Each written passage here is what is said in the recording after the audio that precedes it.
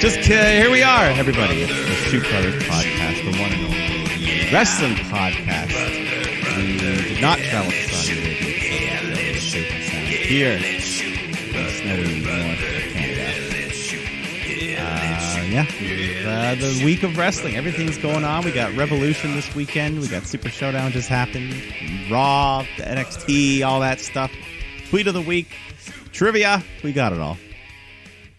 You got it all. We got it all. Of course we do, Mike. Yes, you are Mike the Shoot Shepherd, and I, of course, Cameron Osborne. Oh, yeah. Forgot the names. But hey, that's okay. That's okay. You also forgot the most important name there is. That is the Shoot Brothers Wrestling Podcast. This is the Shoot Brothers.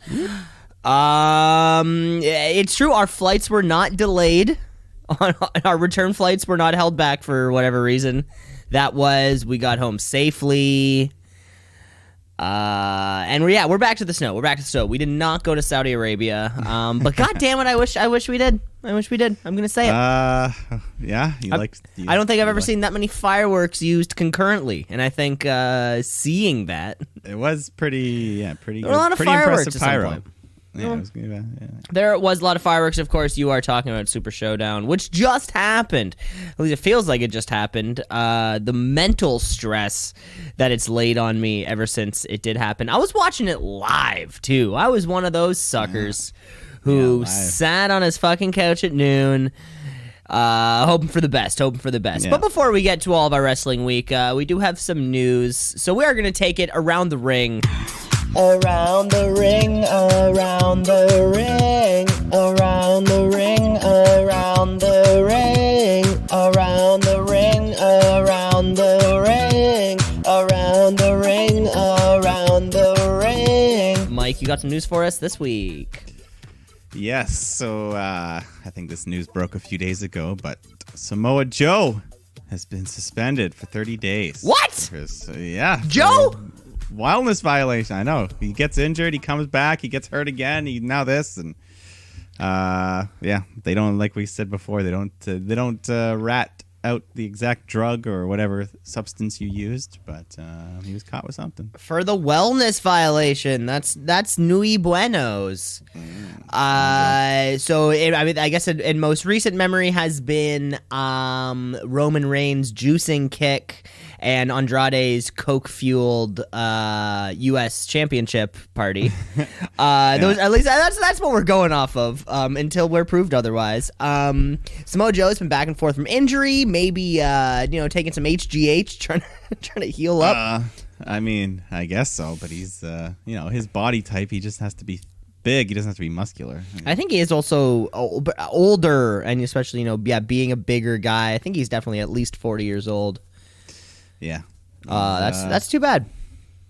Yeah, I don't know what if he was going to have anything big going on for WrestleMania anyways. Probably not. Mm-hmm. Probably not. He never seems to get that fair chance. Either he's hurt or somebody else is hurt or something. Well, that's a bummer. I remember a bunch of years ago, maybe he's taken that Ray Lewis was taking like deer hormones because he had a tricep tear, so he could get back in time for the Super Bowl.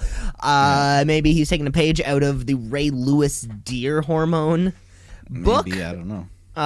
So we can get back. But 30 days with he could come back for me. He can come back for Mania. He could make it back in time to be in the Andre the Giant Battle Royal. The Andre the Memorial Giant Battle. Yeah, that's the only place that he'd probably get into at this point, or United States Championship. I don't know. Yeah, we'll see what you're up to, Joe. We don't know. I want to know, what have you been doing? Yeah, we wish you the best with that too. Yeah, another one. Someone who hasn't been around as much lately, Sasha Banks, who's dealing with an ankle injury. She's also has been off filming because she will appear in season 2 of The Mandalorian. Oh, isn't that fun? Yeah, I haven't seen season 1 yet, but I've heard very good things about it. Do you have your subscription to Disney lowercase t? No, but I could find ways around that. I'm sure it could be found. Heard a lot of good things. I, too, have not seen it. Mm-hmm. No reason, I don't think. Yeah. I mean, I like Star Wars. I'm just not diehard that I have to. Like, this could be the reason to check it out. Do we know if Sasha Banks has a one of those CGI type of roles, or will her face be covered? I don't know. I want to see the blue hair. I hope they would. I don't know. Yeah, who knows? We could see the blue hair. That suits in. Yeah, that's spacey. Yeah, exactly. Didn't Laura Dern have like purple hair in the last movie? One of them. She did, and it was short. Yeah. So the magic of film, isn't that right, Mike? Yeah. The magic of the cinema. Love film. I quite often will get sidetracked on this show and have a brief film talk episode. Film talk. Film talk. But let's go more news, because there was a little Q&A today, or I don't know when it was, this week, with Cody Rhodes talking about AEW stuff. And someone specifically asked him about pay-per-views coming to UK, Mexico, or Canada.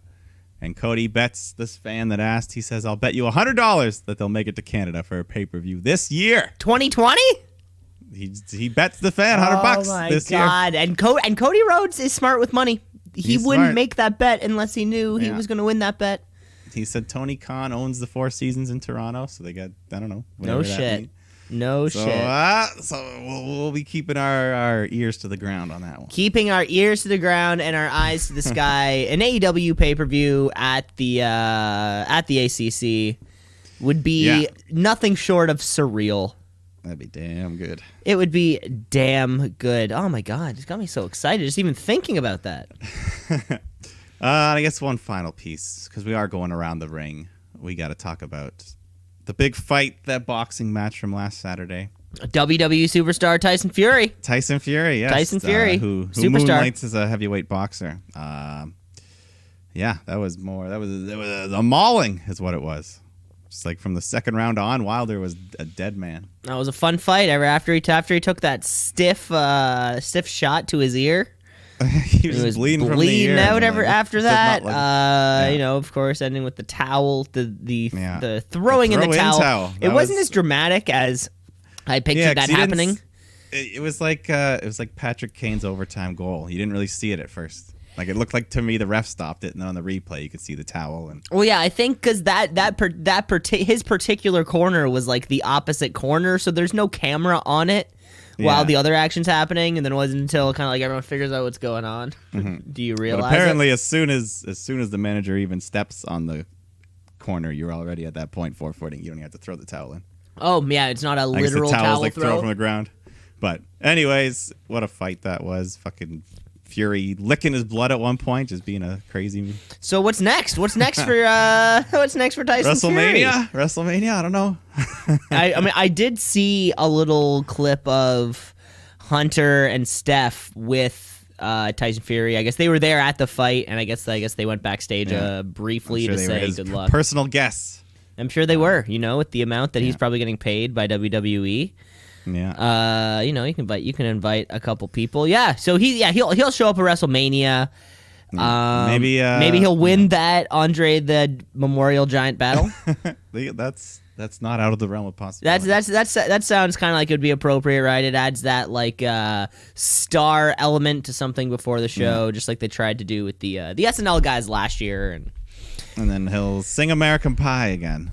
He could, and then WWE would take credit for like the most amount of people singing along to American Pie. That would be like the new record that they would claim to hold, whatever the numbers are there in Tampa. All right, and that's everything from around the ring. That was fantastic. That was fantastic. You know what? I think I just thought about this. That Cody Rhodes little speculation fact. You might have heard from AEW has a podcast out there now. This maybe I just noticed this morning that the episode with him was on it. So isn't it? It's Aubrey Edwards and Tony Schiavone and Tony. The hosts.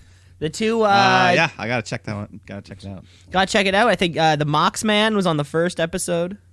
Yeah, that'd be good. It seems like it's shoot. I saw some clips from the first episode, and Aubrey was like, I thought for sure Dean was staying at WWE and all this shit. Yeah, it's shoot because I haven't listened to it, but even just the description he taught in the John Moxley description, it talks about like his jump to WWE, and you're like, okay, whatever. Yeah. Whatever. All right. speaking of WWE, let's jump to our home country. Let's get wrong.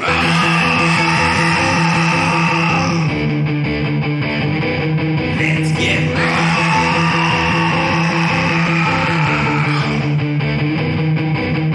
They should have. I don't know why they spaced it. They were in Vancouver like 2 weeks ago, and now they're in Winnipeg. They could have put them closer together. Was it SmackDown in Winnipeg or in Vancouver? Oh yeah, I guess or it was SmackDown in Vancouver. So now that there is no wild card, that's fair. Because there's absolutely no wild card. And you know what? Now that I've just thought about it, they've been pretty good on that. They've been good since Survivor Series. We haven't really had much crossover. I guess it was beginning of October was when they switched over the brand, like the Fox USA, and then there was a little bit of like a couple weeks there when they were still figuring it out. But then all the dust settled, and they've done well. Well, you done good. You done good, kids. You done good. So, yeah, a couple things on Raw. What happens? Yeah, there wasn't much. Aleister Black and Eric Rowan, their feud continues. The cage, we still don't get any more teases. Nope. Yeah, the cage has cooled down a little bit. No one's interacting with the cage anymore. It's still there. Yeah, we haven't had a bite, though. We haven't had a bite in a month, month and a half. I don't know. No. It still has the little burlap sack over top of it. Yeah. Those sorts of things. Yeah, Randy Orton does another promo on Edge. We're still... It's only a matter of time till Edge is back. He's going to have to come back. I think we saw that they announced during Super Showdown that Beth Phoenix will be on Monday Night Raw to talk about how Edge is doing. Yeah, so there, maybe Randy Orton comes out and he's about to hit her, and then there's your return for Edge or something. Maybe. It really begs the question, do I think Randy Orton could hit a woman? And that answer is... he could. Maybe. Will they let him? Maybe. Will they let him? Will they let him deliver just this raucous RKO to a woman? I don't know. Yeah. One of my favorite signs of the night, because they are in Winnipeg after all, was the CFL is greater than XFL. Which I did not catch that. Yeah, it probably got taken away. Vince probably like, get that damn sign out of here. But yeah, other than that, we had the contract signing for the Women's Elimination Chamber. Jerry Lawler out there. Liv Morgan, she gets everything. They all start to fight. She punches Ruby Riott. Shayna Baszler ends up standing tall. Yeah, Becky comes out at one point, beats her up, and they get broken up. So there you go. There we go. That contract is signed. I find it weird that all three people of this Riot Squad are in this match. Yeah, especially like Ruby Riott coming back. She was the leader. Okay, cool. Yeah. Liv Morgan came back. That's cool. Sarah Logan hasn't done anything to deserve. It's just I'm just thinking around. I guess everybody in this match is on Raw though. Yeah, right. Okay, I'm sure there's someone else on Raw that they could have put in. I'm trying to think. I mean, even Lana's been more relevant storyline. Even been more relevant. Yeah, that's exactly it. Even if it's even if she's in there eliminated in 5 seconds, boom, done. But whatever. Maybe Sarah Logan, she'll do something at some point. They're gonna tease some Riot Squad tension. But, yeah, that was most of the stuff. The main event was Randy Orton versus Kevin Owens. And then during the match, Randy Orton hits his draping DDT, and then the ref makes a super fast 3 count. So something's up there. He's crooked. And then after the match, Owens gets a hold of him, rips his shirt off, and he's got the Messiah shirt underneath. So I don't know. Was the ref just a big Rollins fan, or did he hire him ahead of time? We don't know. Yeah, that's fun. I mean, God, what's Seth Rollins? What's Kevin Owens doing? What's Kevin Owens doing for WrestleMania? He's got something to. I don't know. Is he gonna be with Rollins still by then?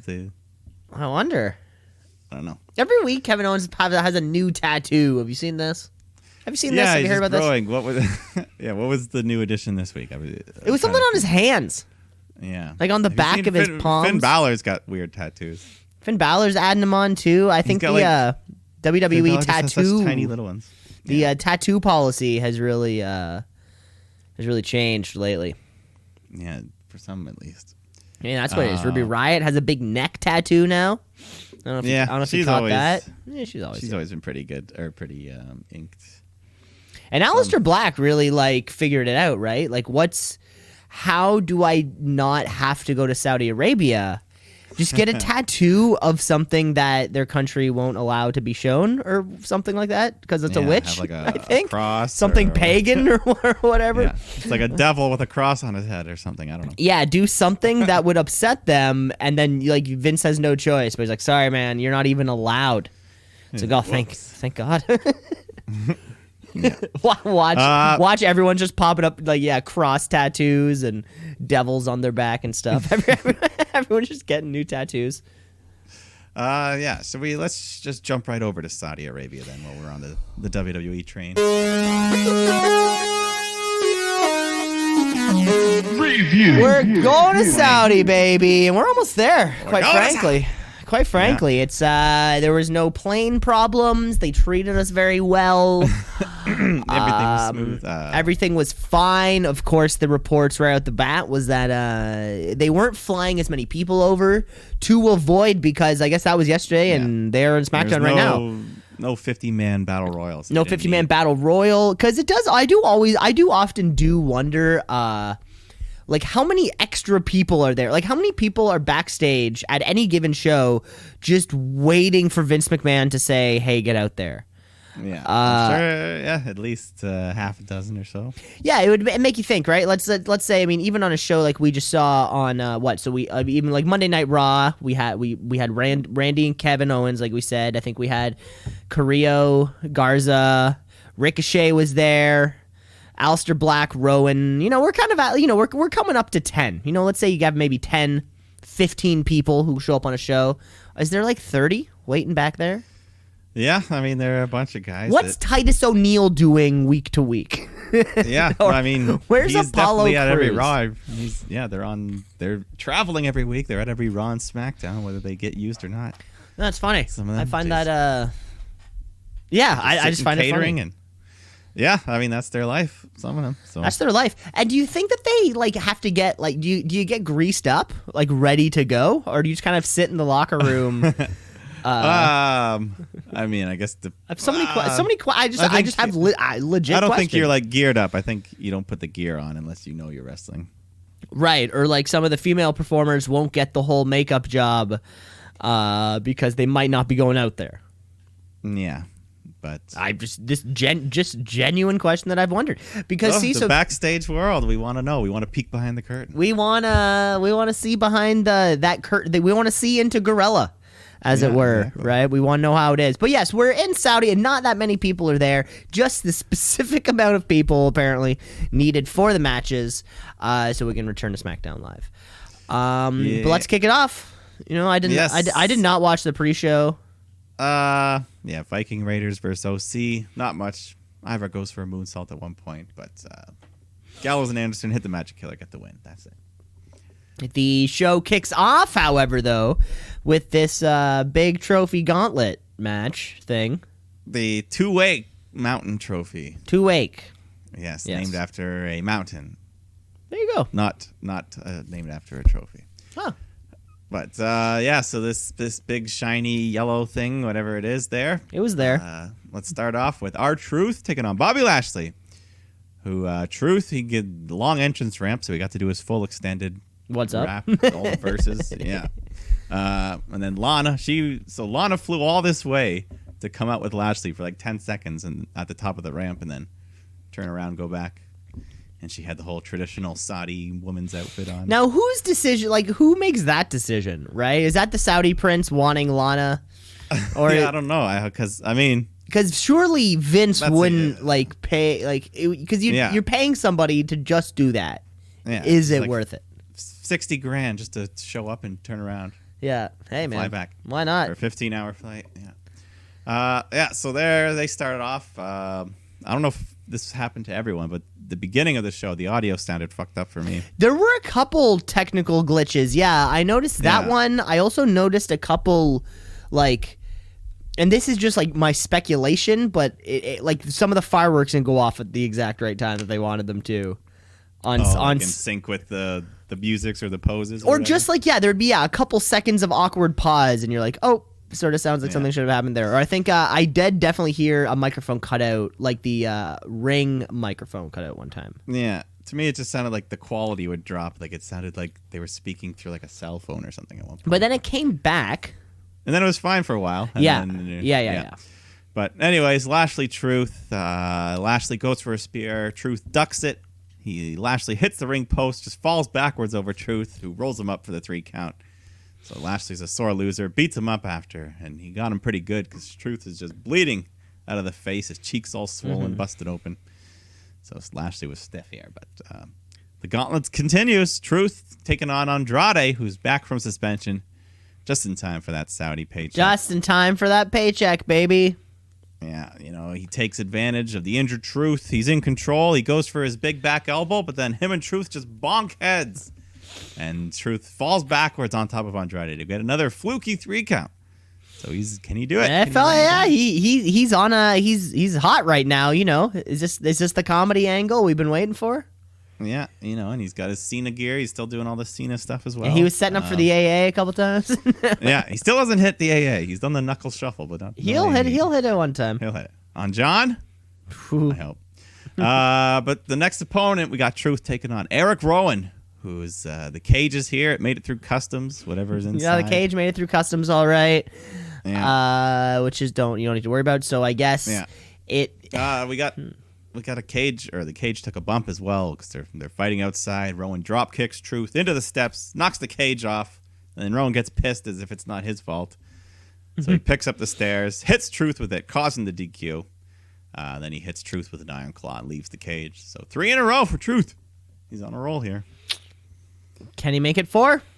I don't know. He's got to take on the phenomenal one, AJ Styles. He comes out. He's got the big advantage. He's taking his time. He's mocking Truth. He's doing all these white man version of Truth dances. His dad dancing. Yeah, dad dances. But then eventually he quits fooling around. He locks in the calf crusher, and Truth taps out. The miracle run is over.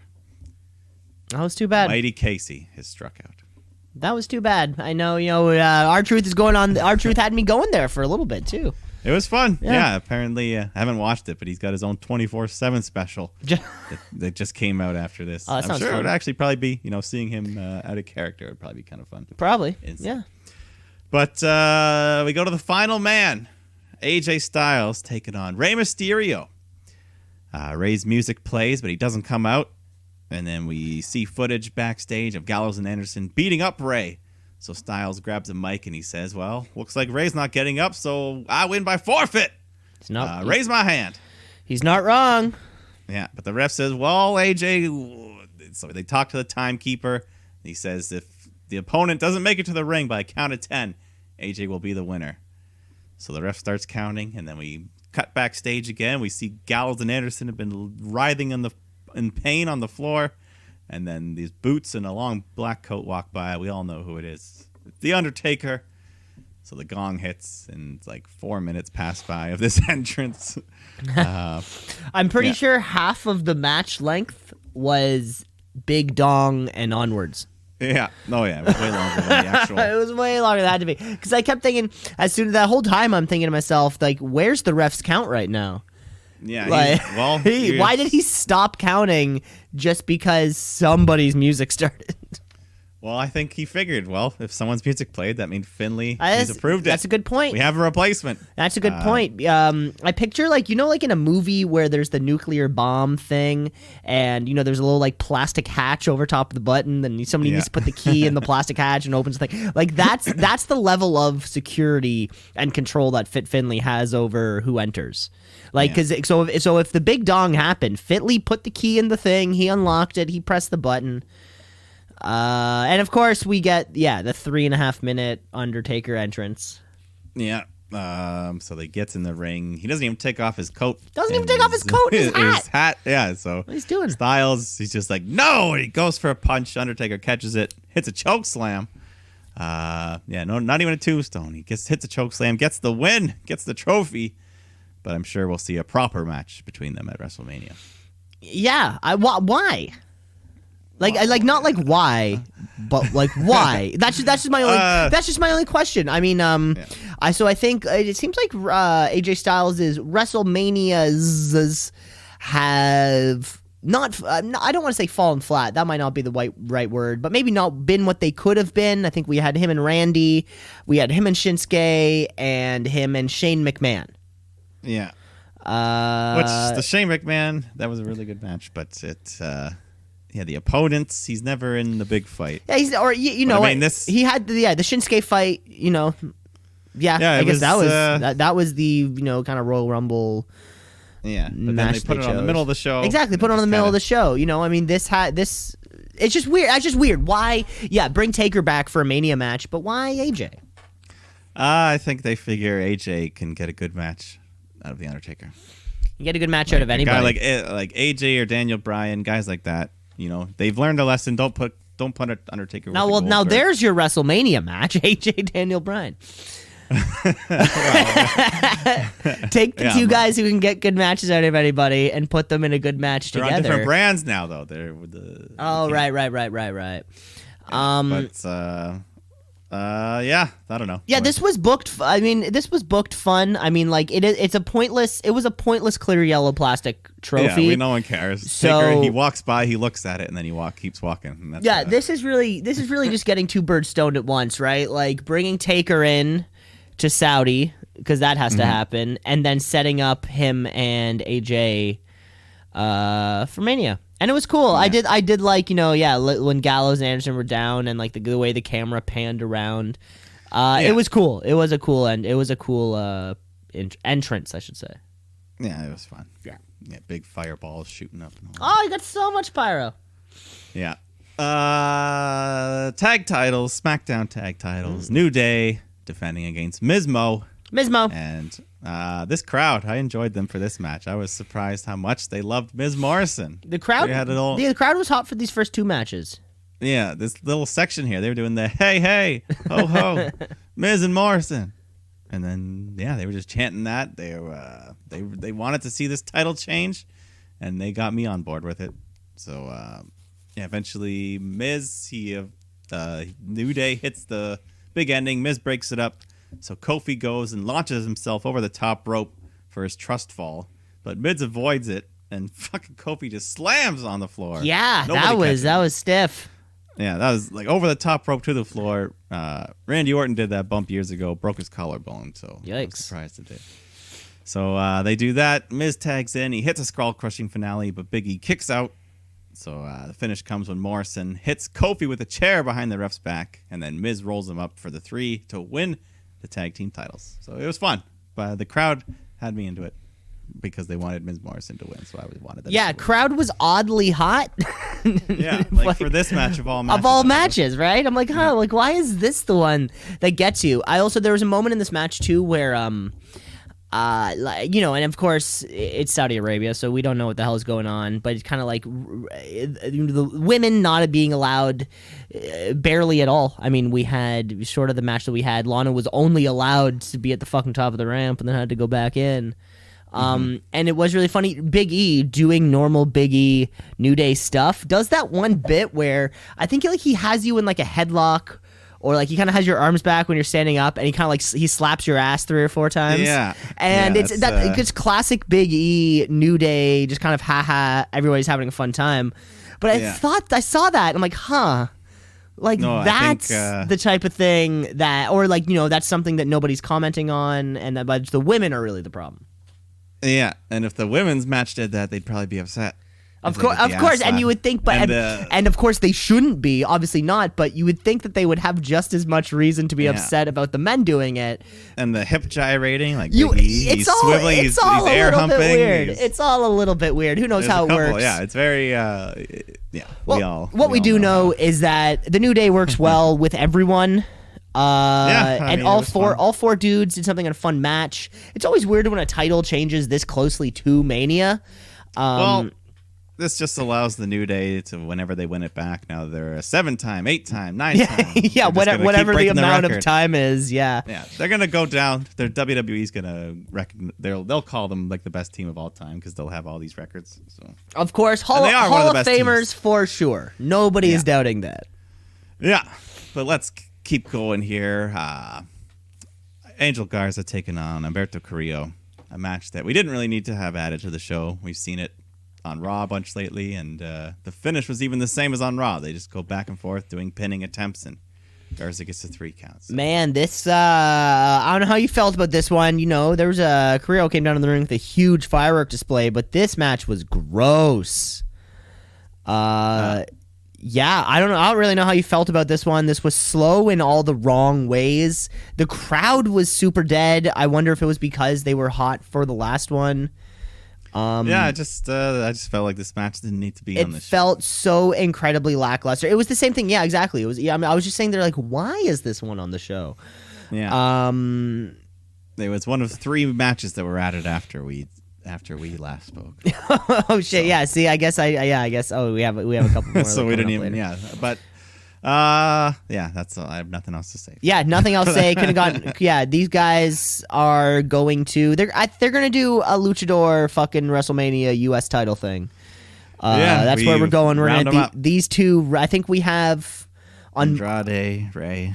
Yeah, well, on Monday Night Raw, I think they advertised that we're getting like it's a 4-man tag, like the faces on the heels. So I guess it's Carrillo and Ray against Garza and Andrade. Oh, I didn't catch that. Yeah, I think that's what we're getting. All right. Let's go to the Raw Tag Team Championship here. Seth Rollins and Murphy taking on the Street Profits. And the Street Profits are another one where they're allowed to do these things, coming out with the cups, like implying alcohol and talking about smoking weed. And they want the smoke. I don't think that stuff's allowed over there. And on this, there was a lot of great signs. This was the first Saudi show I noticed where the people sitting around where the camera can, sort of the camera's field of vision, made it feel most like a wrestling show.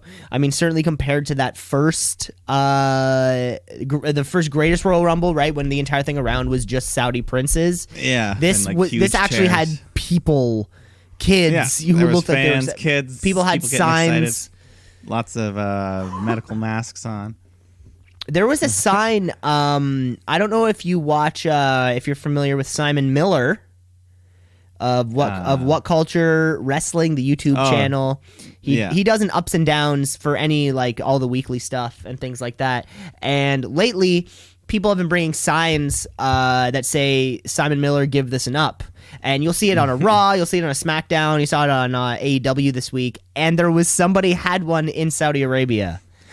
And I thought that was really cool. It was on there for just 1 second. You just catch it for a second. And, just said Simon Miller, give this an up.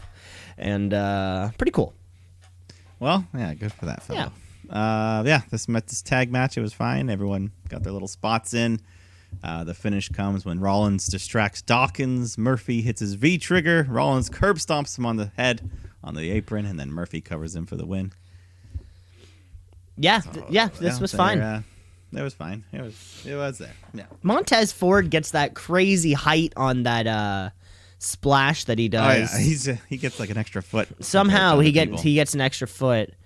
I also noticed I don't know, he might have always had it, but of course he's married to Bianca Belair, right? They're not just. Anyway, I'm not sure.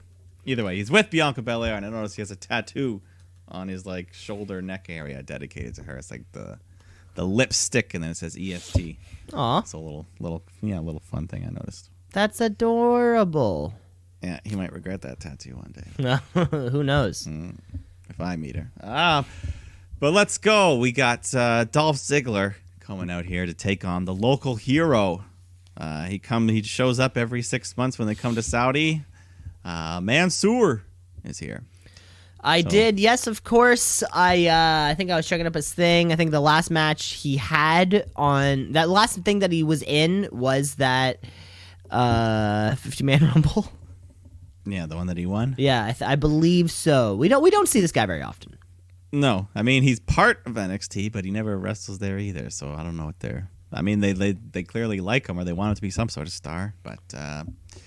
Yeah, he kicks out of a zigzag, and then he hits an inverted sliced bread, followed by a moonsault to get the win. He had he did a cool thing. fuck, what was it? It was like a DDT in the corner, but he kind of like runs up the ropes. It was the inverted sliced bread. The inverted sliced bread, that's what it's called? Yeah. Oh, So the there- normal sliced bread is where he has like the head the other way, but yeah, this time I'd never seen it done that way before, which was very cool move. Yeah, no, I didn't. I don't think I've ever seen that. Ever, so- and it was pretty cool. And same kind of guy. So who's going to give you a good match? Dolph Ziggler. Yeah. Like it's super. He's so reliable. Mm-hmm. So why the hell not? Yeah. Yeah, we'll see you in 6 months, Mansoor. Pretty much. Oh no, he was on NXT TV. Oh no, it was dark match. Never mind. Yeah. Never mind. But no, so he is part of NXT. I just don't. Yeah, they just don't want him on TV yet. Okay, yeah, the last non. No, he was on an episode of NXT back in November, and then and then before that it was Crown Jewel. So yeah, he's doing house shows. Yeah. Well, I guess they want him to work on his craft a bit more. Yeah, he's there. Why not? He's there. But let's go to this WWE Championship. He took like 12 losses in a row, somewhere around here. So so he's not that protected at this point. Only in Saudi, he's invincible. He's losing to guys that I've never heard of. Brendan Vink. Vink, Vink. Yeah.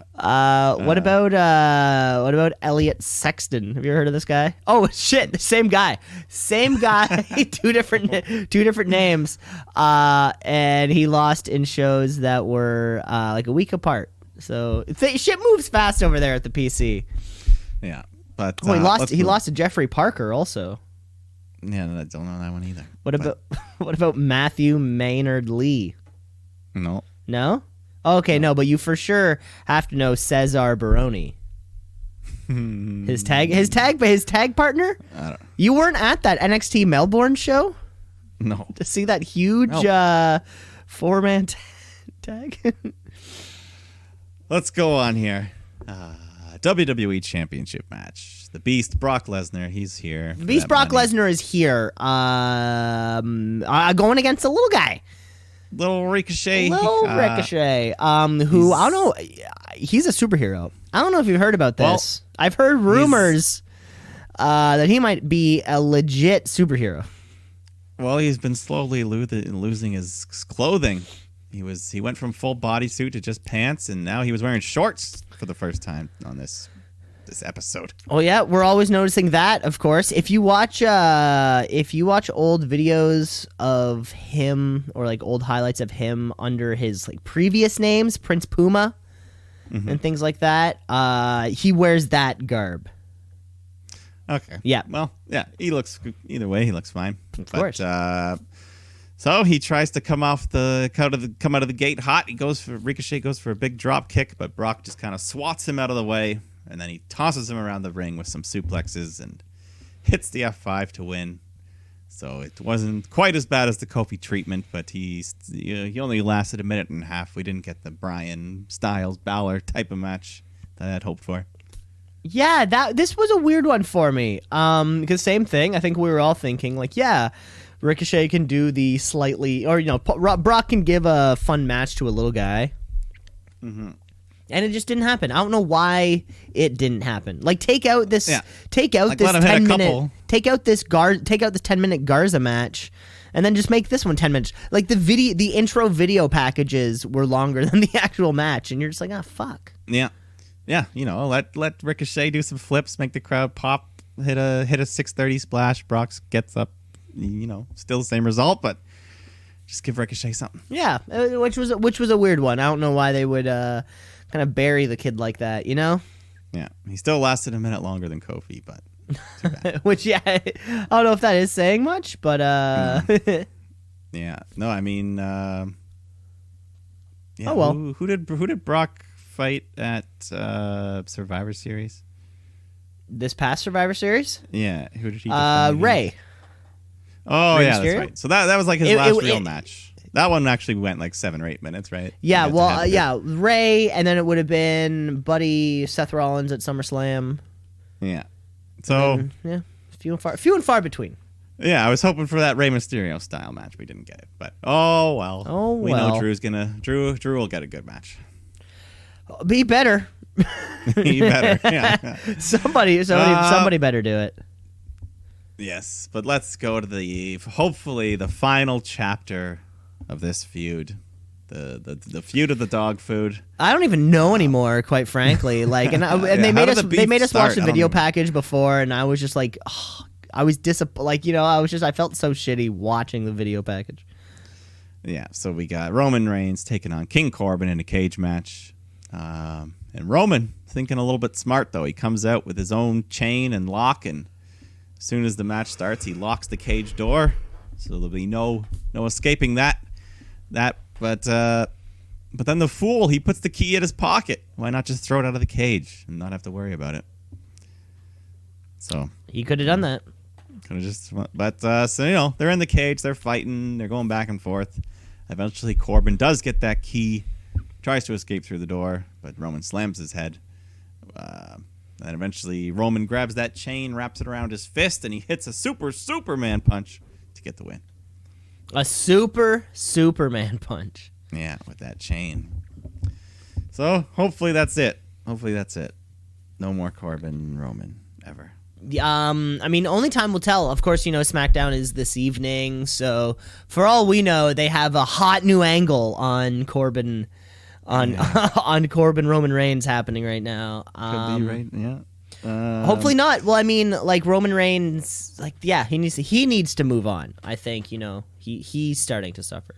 Yeah. Yeah. Everyone's suffering. Everyone's losing right now. But let's go on to the people who are ending the suffering of women's rights in the country of Saudi Arabia. Single-handedly, mind you. Single-handedly, WWE. So Bailey's thanks, here. WWE, for ending. Yeah. Yes, we have our first ever women's championship match on this country's blood-spilled soil. Bailey taking on the glow of Naomi. Of course, like before, they got their full body suits on with baggy T-shirts over the top. It's nice that at least Naomi got to her full body suit got to at least reflect her character a little bit. Yeah, it was all funky colors. Glow. Yeah, I think last time when we got that Natalya Lacey Evans match, it was like one's red and one's blue. Yeah, it was like the Survivor Series gear. But no, yeah, this match it was all right. It was fine. The crowd, they weren't quite as into it as the first time around. I don't think the first time around there was the women's match. Yeah, who knows? Yeah, There. I think I would say with a match like this, there are probably clear physical restrictions that they have that they are even allowed to do in a match.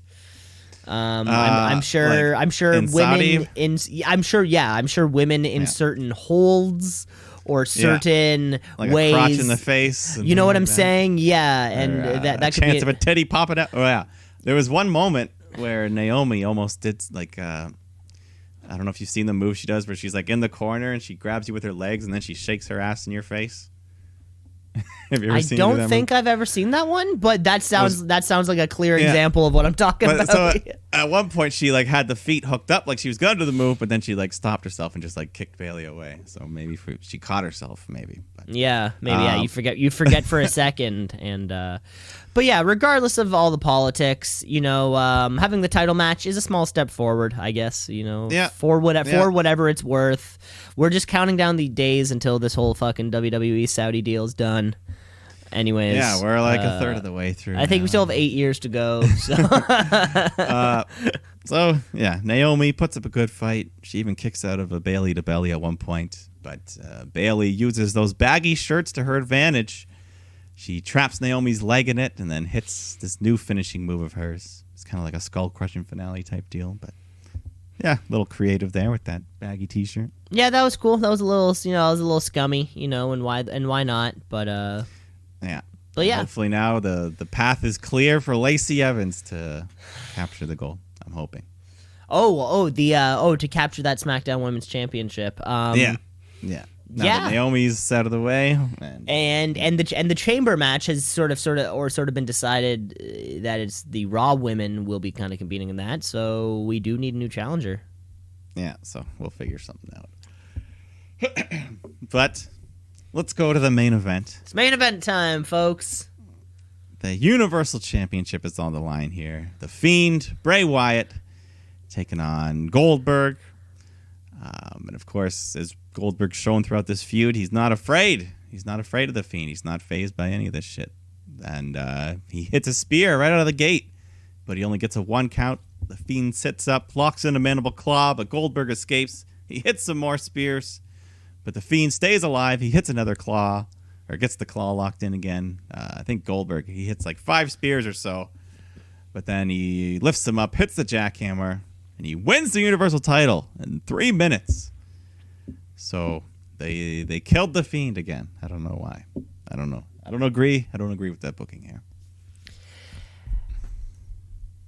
Mike, if you're, I don't know. Yeah, I know. You know what? I think that said it all. This one's on us. This one's on us. Quite frankly, I think if anybody went into this match, you're blaming me. This one's on Mike. This one's on us because if anybody out there went into this match expecting anything else than what we got, that has to be on us. We know this is how Goldberg works. We know how Goldberg works. Like, we have gotten this exact same kind of thing last 3 years, and it happens every time. And it's just maybe it never hit so close to home because it never gets us in the thing that we love. Mike, remember sitting there? I'm looking at my SummerSlam ticket right now. It's sitting there on my desk. Remember how close we were when we saw the first entrance, the debut, one of the hottest man of all of wrestling, one of the hottest things that's ever happened. Yeah. This sucks. This sucks. This sucks. So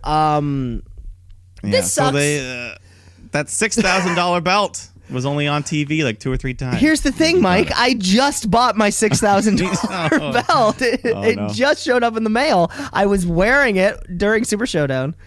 Yeah, but they even had the blue one ready to go right after. Yeah, they did have that one ready to go. But it did have the Fiend faceplate or the Bray Wyatt faceplates. So at least I did notice it was a little bit of a detail. You know what? This one's tough because how does the Fiend recover? And why?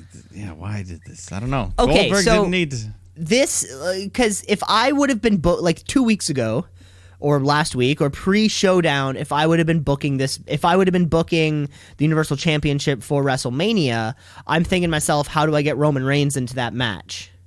Mm-hmm. Right? And like, to me, just where my mind goes is that at least Goldberg and Roman have not had a match in these last 2-3 years, but that odd tension is still there, and it has been since they had that Rumble match that was pre-Lesnar Goldberg. Oh no, so not a match, but they were both in the Rumble, kind of had a stare down. They've been in the vicinity together, and they've never actually done it. Is this the easiest way to put the belt on Roman? I guess that Roman beating Goldberg would probably be received better than Roman beating the Fiend, but I don't know. It just makes you wonder so many things. It really makes me feel like is this one of those like politics decisions, right? Is an executive over there at Fox thinking to themselves, thumbs up on Goldberg, who the hell is Bray Wyatt? It does make me wonder if there are other peripheral things at play rather than just this being a good booking decision or not. Yeah, I don't know. I think tonight's SmackDown is going to have a lot to say. Because, of course, John Cena is back. So this was my second, if I was, again, pre-Showdown booking Mania, if you want John Cena to get his 17th at Mania, him, at least having a belt at stake, Fiend, Cena, makes sense. Yeah. But, does Fiend Cena make sense with no belt? Probably not. If there's no belt on the line, then I think the Fiend would have to win. Exactly, right? John's have to go out on his back, go see Fast and Furious 9 in theaters June 21st. So I don't know. I don't know what the hell they're doing with this Goldberg shit. But I guess spear versus spear, Reigns, Goldberg, that's the direction they want to go. Like, all I can hope for is that Bray Wyatt made an awesome little merch nut for his family. He has a baby, and a wife and all those sorts of things. Because yeah, this sucks. This was exactly what happened. Was it Hell in a Cell when there's a DQ on the Fiend for some reason, and we're like, oh my god, Vince, don't fuck this up. Why does a giant hammer suddenly cause a DQ? It's like, guys, don't fuck this up. And then it took them a little bit, and they gave it to him in Saudi, wasn't it? Last time they were here. Yeah, last Saudi, he won the title. We're like, okay. Kind of righting the ship a little bit. And then he had a feud with Bryan, who was pretty good, the Daniel Bryan stuff. And then, exactly. And now, then this shit. Now we've come to this. If steamy gold shit. If this Super Showdown proved to me one thing, is that like they clearly, like, Vince doesn't care about the future, right? What three superstars got the biggest rub out of this entire show? Brock, Goldberg, Undertaker. Yeah. Those are the three guys walking out of that show with like the most on their back. 2 squashes and one, Undertaker eventually setting up that match. Like, this is like kind of crazy. Right? Interview came out shortly after. That was a promo for next year's WrestleMania. It was Roman Reigns talking in it, and he was simply talking about who he would rather go up against, Fiend or Goldberg, in a WrestleMania match. And Roman Reigns says flat out, no disrespect to Goldberg, he is an incredible performer, he is all these things, but like Bray Wyatt's the future, and I'm more interested in the future. Goldberg is in no way the future. We have 2 world champions who are part-timers, and what's the point of having your subscription anymore? Yeah, I mean, the two world title matches combined for like 4.5 minutes. 4.5 minutes, maybe? Fuck. Yeah. And and that's exactly how long it's going to be at WrestleMania. Hopefully Drew can give us a longer match. But a Goldberg match is going to be exactly that. And we know it is, and that's why he won. So Roman's going to beat Goldberg in a couple minutes? Yeah, well, no, I think that match is going to be more like Goldberg Brock was at Mania 33. The second, yeah, okay. It's going to be more of that, like, give them 10 minutes, but let them both get a couple moves in. They'll go spear for spear a couple times. That'll be fun. Roman ends it on a Superman punch. Goldberg goes out on his back. Well, let's see if they can swerve us on SmackDown. Because we're booking now. We are booking Mania as we speak. Of course, the Mania preview show is going to be huge. We're months away from that, but it's also going to be huge. Well, not months. Not months. Month. This is month in a bit. Month and a half. Yeah. Also, tidbit of trivia: Goldberg made history. It's not trivia time yet. No, this is tidbit. Okay. Tidbit. So Goldberg, on that fateful Saudi afternoon, he made history to be becoming the first man to ever win a world title after being inducted into the Hall of Fame. Oh, that's cool. So there you go. I never thought of that. I guess with Vince's sense of nostalgia, like, this is going to keep happening, right? Because who's coming for those women's tag belts? Bella Twins, obviously. Beth Phoenix. Beth. Oh yeah, I forgot about her. There you go. Another another one. Who are you saying? I thought the Bella Twins, they were going to come back. Oh, the Bella Twins. Oh yeah, them too. Well, once they poop their babies out, get that taken care of. Is that how that works? Yeah. Well, there you have it. That was Super Showdown. I can't wait for us to return back to Saudi. I just got my passport renewed. Perfect. That was the first half of the show, Mike. I think it's about time we take a little bit of a break, though. Yes, take a break, come back, have some more fun. We'll have some more fun, some trivia, and some Wednesday night, so you're not going to want to miss it. Let's shoot, yeah, let's shoot, yeah, let's shoot, brother, yeah, let's shoot, yeah, let's shoot, yeah, let's shoot, brother, yeah. Boom! We're back. And we're back here. What better way to shield your eyes from a tough Raptors game right now? I think we're down by like 13 or 14. Against the Hornets? To the Hornets of all teams. What better way to avert your eyes from that than paying attention to some hot wrestling action, of course. It is our second half of the Shoot Brothers. And let's kick off the second half of the show with some trivia. Trivia. Woo! Trivia. You know how the rules of trivia works, folks at home? So we're just we're just gonna go into it. Mike, I've got 3 questions for you this week. I've got 4 questions. You know what that means? Give me that Big Mac, dog. Big Mac. Yeah. So I mean, the rules stay the same, but sometimes the themes are different and things like that. But the question and answer is always the rule. Of course, yes. A question is posed and an answer must be given, is what you're saying. Yeah. Yes. So I've done some music-based trivia in the past before. Yes, I you think have. we've done, a couple different styles. This one we're gonna do again. I'm going to say the words of a wrestler's theme song. Right. Say some of the lyrics, and you must name the wrestler. So I'm gonna, and the part that'll be hard, hopefully, is that I'm not saying it in the tune. But if it is hard enough, maybe I will give some leeway. Okay. Yeah, we have. So anyways. we have played this before. Yes. Let's go. Let's go. First wrestler. I walk for miles inside this pit of danger, a place where no one follows me. I walk alone. I walk alone.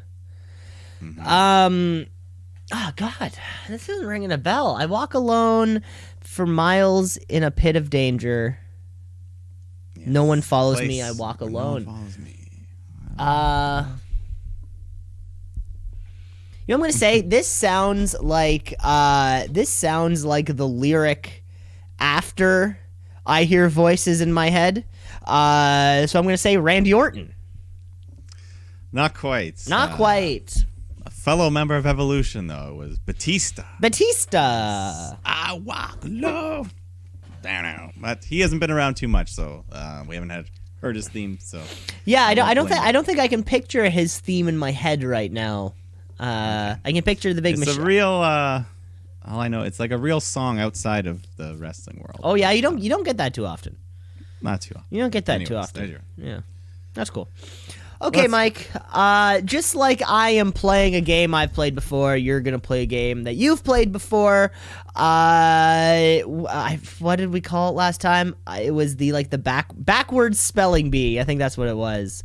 Where ass backwards. Ass backwards. That's what it was. Perfect. Where I'm gonna say to you phonetically, wrestlers' 2 names, their last name and then their first name, as if you're reading their name right to left instead of left to right. Yes. Okay. And we know how that one's played. Okay. Oh, God, let me make this font a little bit bigger so I can see it right. Okay, yeah. So your first one, Mike, your first name is Onagrag Yinhoj. Onagrag Yinhoj. Greg Yinhoj. Starts with like a J, a John, Johnny Gargano. Johnny Gargano. You got it. Onagrag Yinhoj. It is, yeah. It is a fun game. Reverse engineer your brain's way of thinking. You really have must to, yeah. Go against all sense. Okay. All right. My next for you. Okay, here we go. These lyrics. Here we go. It's all about your debt, and if you can pay it, it's all about pain, and who's gonna make it. It's all about your debt, and if you can pay it. It's all about pain, and who's gonna make it. Oh my God, who's about pain and debts? This is this song, if I had done the first part of it, I think it would have been too obvious. So this is like the second line, but it's still a well-known wrestler, well-known song. It's all about your debt, and if you can pay it. Okay, so you gave a little her. You gave a little her. I'm giving you something to it. Yeah. Okay. It's all about your debt. It's all about pain. Who's gonna make it? Fuck. Da-da. All about your debt, and if you can pay it, it's all about pain, and who's gonna make it? It's all about the. It's all about the pain. There's another. Think about like another, like an all about the. It's all about the. Like every other word is kind of like all about the. All about the. Because the start, if I said the first part of it, I think it would give it away. It's all about the pain, all about the fuck. I can hear it. I can hear it. It's all about the. I got nothing. It's all about the game. All about the game Triple H. Oh, yes. Ah. Yeah, see, if I had put the game in there, If you would have said it's time to play the game, it's all. Yeah, I would have got it immediately. You're right. But no, right, I know. You know how to play the game, though. I know how to play the game. It's all about the game and how I play it and the debts. Yeah.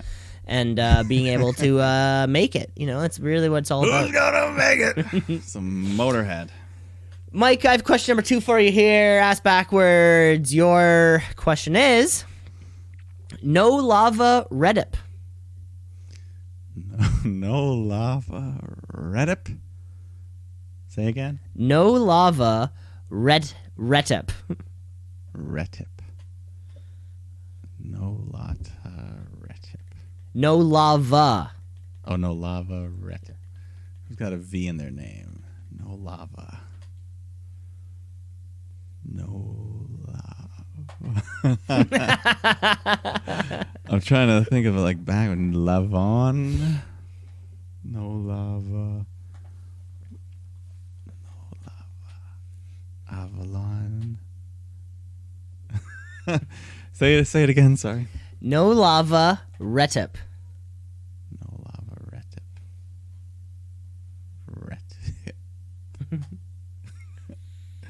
Retip. Now I'm all okay. You're all out of sorts right now. Yeah.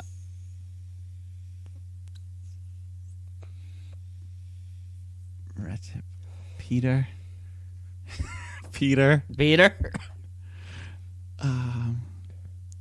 Avalon. Peter Avalon, the librarian. There you go. There you go. Okay.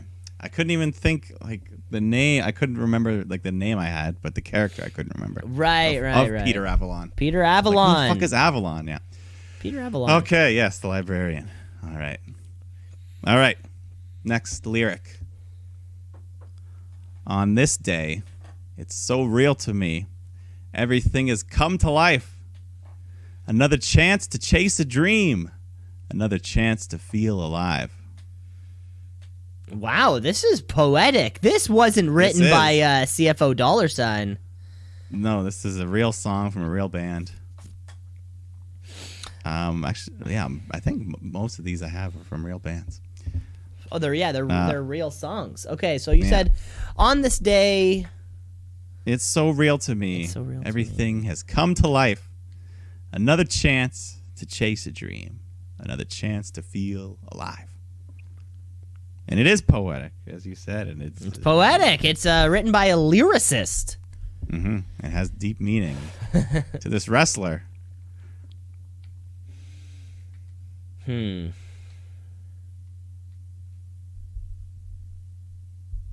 I'm coming up short on this one, I'm afraid. This one is the Rated R Superstar. Ah, Edge. Okay.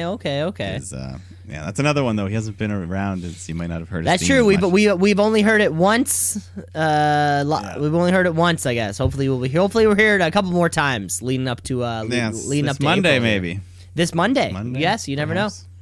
Yeah. All right. Okay, Mike. Hit me. Your third and final trivia question is the following: Regal Excel. Regal Excel.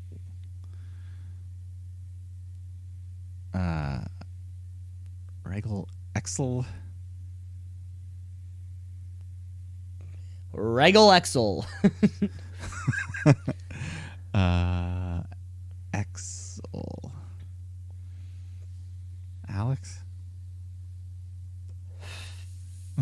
You can keep going. Some of these names do sound fun backwards, like arguably as good as they do forwards sometimes. Yeah, some of these. Say again. Regal Excel. Regal Excel.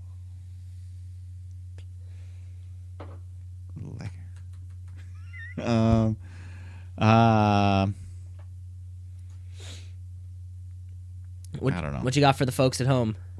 Regal Excel. Regal Excel. I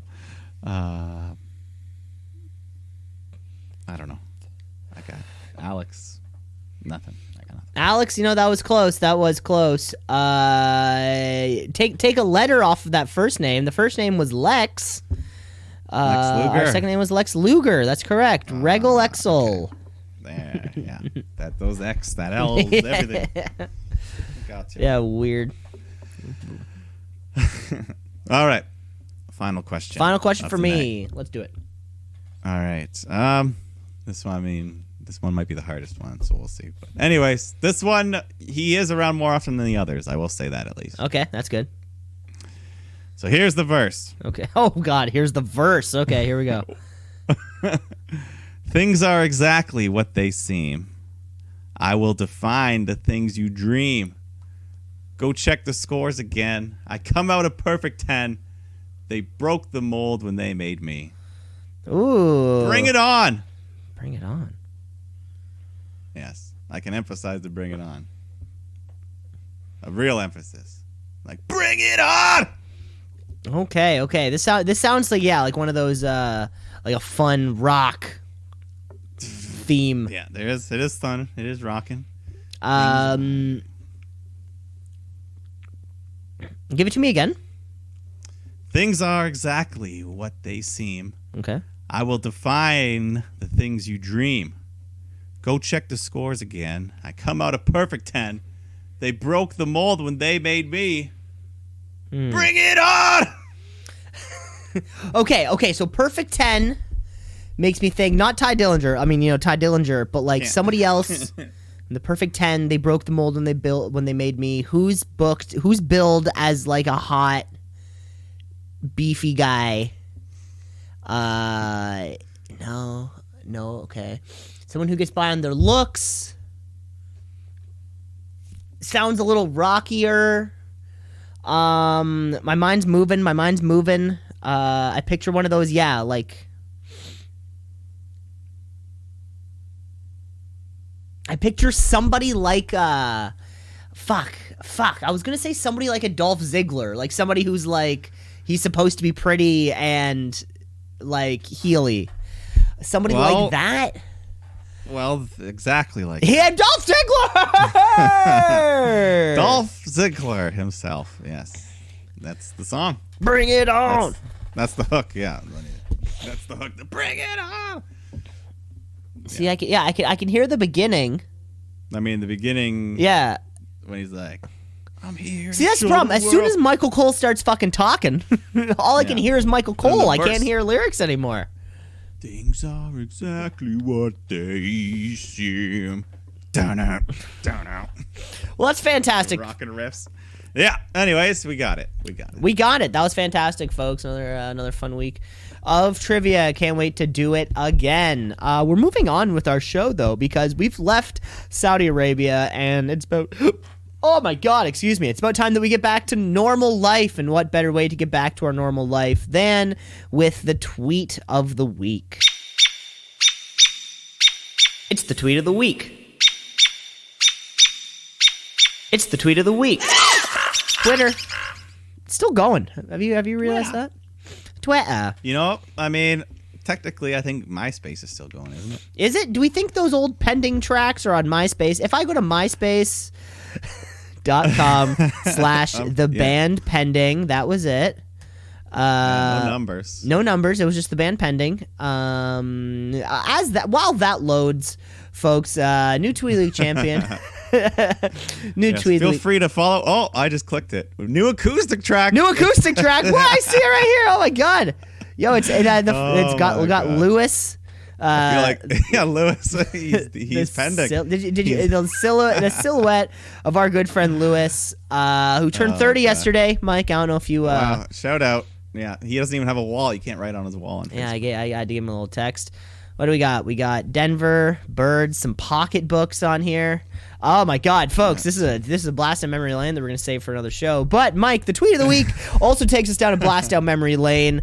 Because if there's one person that is new to the business and likes ruffling the feathers, it is It is the bro, Matt Riddle, who jumped on Twitter this week, who had something nice things to say about his good pal Goldberg at the Super Showdown. And he tweeted out, Willie G has been watching his Broserweight tapes. P.S. Sweet Brohammer for the win.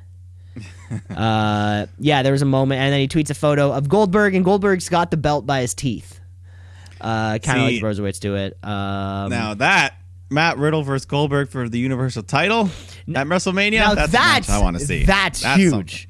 That would be huge. But who knows? Maybe it is. Maybe it is all work in the end. But it seems that Riddle's kind of going into business for himself here, and I love it. He's going to business for himself, and you got to love it, right? I mean, for the fans, for all of us, for the fans, right? I mean, and I guess it does. Does he work for? Like, do people work for NXT? Do you work for Vince, or do you work for Trips? How does that work? I think, like, for the most part, Triple H is your day-to-day boss. But, like, at the end of the day, Vince McMahon... He signs the checks, yeah. Yeah, but, like, Triple H is the one you're dealing with. Because Trips has to know that, like, giving Goldberg the Universal title is not the right decision, right? He has to be on Matt Riddle's side in all of this. You would think, right? Yeah, I would agree with that. Because isn't that what we're to gather? That Hunter gets it and Vince doesn't? That's sort of what it sort of seems like. That'd be a big star-making moment for Riddle. Win the title at Mania, beat Goldberg. Yeah, it's which obviously would be a huge moment. Oh my god, if that happened, that'd be amazing. But Matt Riddle, your first tweet of the week. Good boy. He's always out there on Twitter, but he didn't get it. Yeah, he's we love him. He's fun.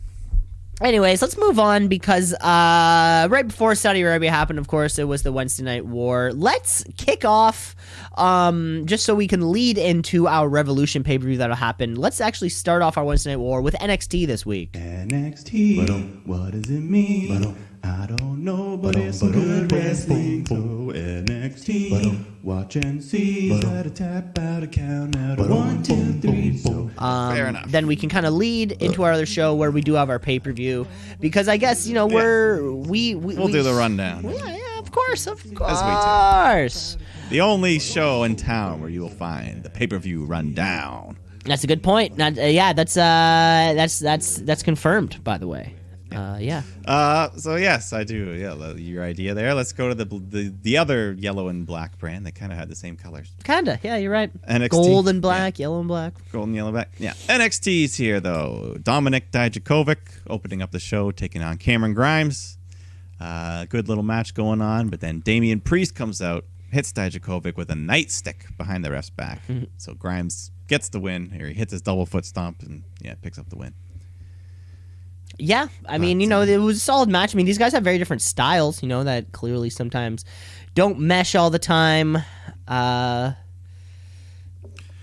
I mean, I guess they're in the North American title division, so they got to build someone up for the takeover.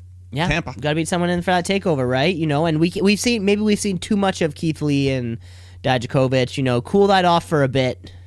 Yeah, with and Damian Priest can sneak into that title situation, maybe. Yeah, we'll see. But then backstage, William Regal, there was some women squawking at each other, so he says there's going to be qualifying matches for the women's title with the finals taking place. So the finals of the number one contendership taking place at TakeOver Tampa in a ladder match. So there's since the women's title is taking place at WrestleMania, that'll be the big women's match for that. And what better way to make it happen? There's just a briefcase above the ring. That's all you need sometimes. Yeah, it'll be fun. Yeah, the last women's ladder match was great. That Mia Yim versus I forget who it was. Yeah, fuck. Io? Was it Io? Maybe. It was a great match. Yeah, shit. Either way, looking forward to it. Mm-hmm. And then Prince Balor comes out. Who he's going by Prince Balor, which I like. Is that official on WWE.com? Well, on the graphic, it said Prince Balor in the background. Okay. Like, I'm sure his name is still Wrestling Finn Balor, but we'll see. We will see. If they can change it to Shorty G, they can change it to Prince Balor. By the way, what happened to Shorty G? Can we bring that in? I don't know. We'll see. SmackDown. Maybe John Cena's there to bring up Shorty G tonight. Anyways, Prince Balor cuts a promo. He's saying, I'm not a move guy. I'm not an internet guy. I'm the guy. And he starts talking about his accomplishments and what's next.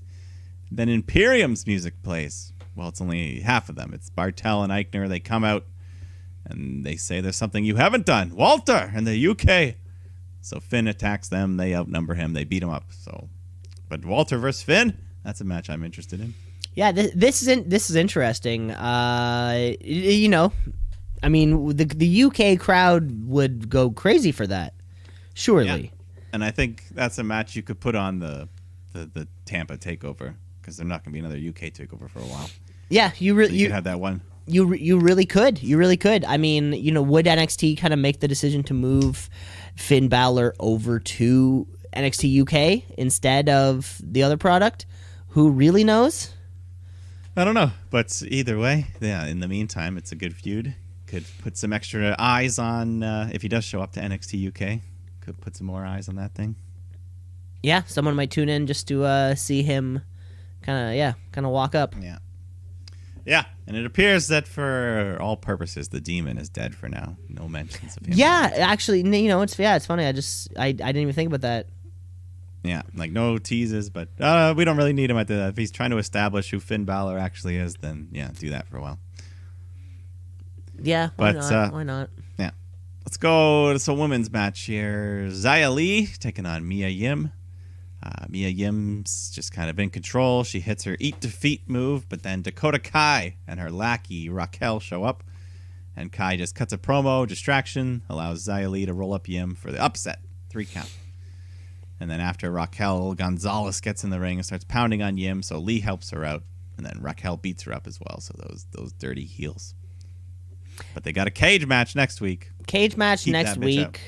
Yeah, Yeah, Lee and keep it Yim nice. never really got. They didn't really seem to get it going in this match quite yet. Nah, not much going on. Mhm. Yeah, Xia Li. I mean, I like Mia Yim. Xia Li hasn't had much development character-wise at all, but she's okay. Yeah, and I guess this is our efforts of building an alliance of sorts. Yeah. Right? I guess Yim Lee. I always find it weird when people are like heels are alliance BFFs like immediately. Like after like, you know, one set of shenanigans, they're just like, haha, we're on the same page about everything and all of our goals will align perfectly. Yeah. I don't know, but we'll get that cage match next week. Perfect. And then we find out that we're going to get a second cage match because backstage there's a Dream cutting a promo and he challenges Roddy to that cage match. And then Roddy accepts. So there you go. Double cage match next week. Well, I mean, if you're going to have the cage up there, might as well use it a couple times. Might as well. Might as well use it a couple times, right? Try to get as many uses out of it as you can. Yeah. I'm sure both of those matches will be better than the Roman Corbin cage match. Oh, of course, yeah. But probably the same cage. They'll probably just use Yeah, same cage. Probably. Maybe. I don't know. Maybe I'm sure they How do you have their think own that cage works? down. Yeah, do you think they just kind of have like a couple cages they ship out to wherever they're needed? Or Yeah. like they have I their don't think, one Hell in a Cell structure? Yeah, one chamber, one cell. Oh, Probably the multiple chamber. cages. Yeah, that's Chamber. yeah. Yeah. That's a big one. Yeah, that'll be next week. Coming up strong. Coming up quick for that. Mm-hmm. But Austin Theory taking on Tommaso Ciampa here after that disrespect from last week. This was a really good match. Yeah, exactly. Yeah, this hopefully made up for whatever Austin Theory didn't he get jobbed out last week? Or something? I think Ciampa just kind of like interrupted him. Yeah, just like smack. Yeah. So, but yeah, this week he puts up a good fight, but Ciampa hits that fairy tale ending for the win. But Austin Theory, only 22 years old, looking great. Fresh, young faces down there in NXT. Down there in that NXT, you know, you got a lot of youngins. Yeah, and then afterwards, Gargano comes out and attacks Ciampa, and they fight. Gargano stands tall. He classic possessed Gargano when he gets that look in his eyes. You know, An evil man. What's this going to be? Is this going to be Gargano Ciampa 3 or Gargano Ciampa 4 or? I think it's number 4. 4? I think it's number 4. Okay. Though, because we never got number 4 last year when Ciampa got hurt. Right. When it was supposed to be for the title. But Oh, okay. anyway, let's go to the big man battle here. We got Bronson Reed taking on Killian Dane. Just two big athletic men, though, for their size. At one point, Dane hits a superplex off the top rope and follows up with some He hits a Vader bomb, gets the win. Gets the big win. Why can't Killian Dane rise up the ranks of NXT competition? He had some flashes not too long ago. I think he was with Matt Riddle. Maybe there was something a little bit ish before that, but he just doesn't seem. He's impressive for his size, of course. Like you said, he's really quick, but I think it's just the company around him and the talent around him. Yeah. For how good as he might be, he's a small fish in a crowded pond. In a crowded pond. No, you're entirely right. Yeah, he can be good, but unfortunately, there's just too much. There's a lot of talent up there at the top, and even at that mid card, so he's got to work his way up to that. Yeah, he's not going to be fighting for that cruiserweight title, so certainly not. He'd have to. He could cut. He could cut some weight. I'm sure he could cut. But we'll see. Let's go with some tag team action. Visiting us from the UK again. They've been around a lot. The Grizzled Young Vets. I think the other week they said like we're here to stay or something. Oh, did they? Okay. I think, or they maybe implied it or something. I didn't. Yeah, that'd be whatever. Either way, they're here. Forgotten Sons, good match, good back and forth tag action. The GYV hit the Ticket to Mayhem to get the win. Yeah, and then they're here to stay. Yeah, here to stay, I guess so. You heard it here first. Here first, folks. But then, of course, the match. We didn't know about this last week. They just kind of announced it midweek.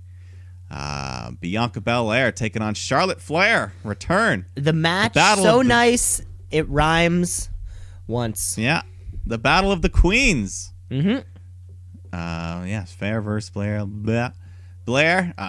The crowd. Yeah. So main event: Belair, Charlotte Flair. We're all excited. The crowd's chanting, "You don't go here." Probably the two most athletic women in the company, just super fit, doing flips, bunch of springboards, fun stuff. Mm-hmm. As I've been saying these last few weeks, I love everything about Belair. Her attitude, her swag, the way everything around the crowd's chanting EST, but they respect Charlotte as well. She's doing good.